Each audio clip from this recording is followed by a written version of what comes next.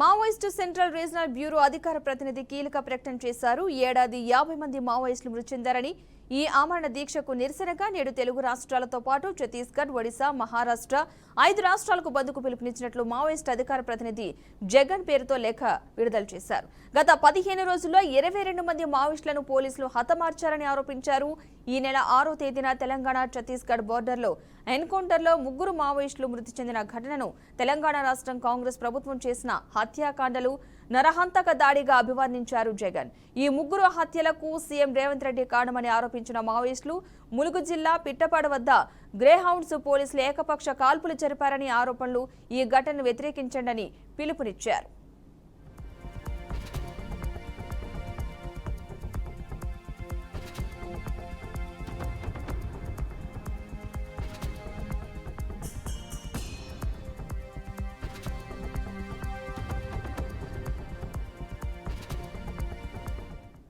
ఇక ఈ నేపథ్యంలో ములుగు జిల్లా బాజేడు వెంకటాపురం ఏజెన్సీలో హైటెన్షన్ నెలకొంది.